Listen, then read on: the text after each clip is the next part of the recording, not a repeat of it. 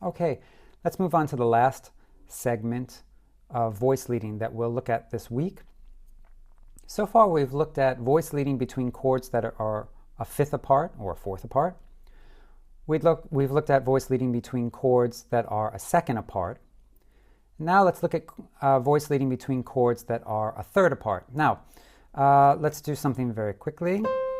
Let's look at two chords that are a third apart. Let's say the 1 chord and the 6 chord, so that we can see how many notes they have in common, because it tells us a lot about how to voice lead this thing. Chords that are a third apart have, as you can see here, 2 common tones. Well, that actually makes a lot of sense. Why?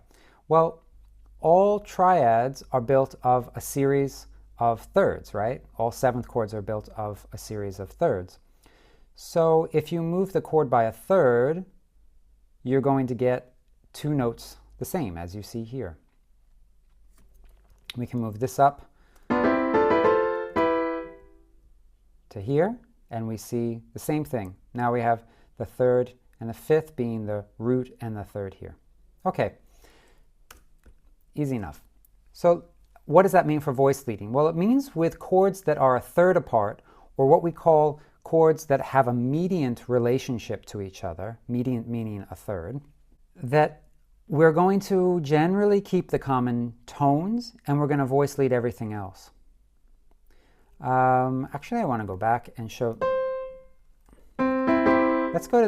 Let's keep the common tones.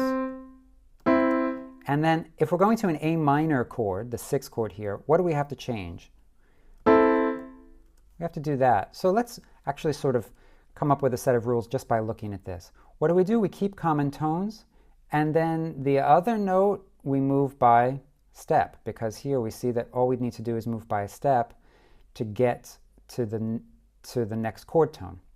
So let's see that play out in our voice leading when we have an actual voiced chord.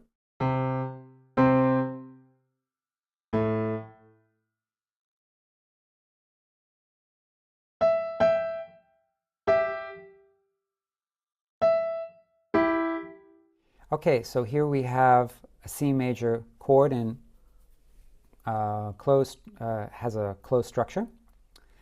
And the first thing we're going to do is keep the common tones. Okay, so we know that those common tones are this C and this E.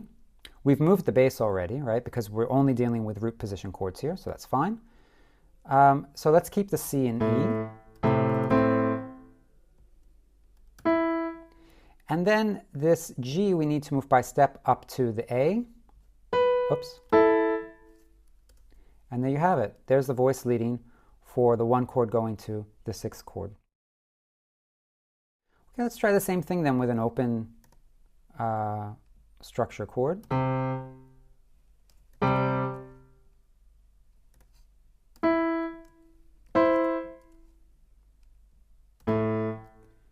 Okay. So now where are our common tones? They're right here. So actually all we have to do is repeat this like that. And then we need to voice lead this note up to the A. And we've got root, 3rd, and 5th, and it's fine. So this is how to voice lead between chords that are a third apart.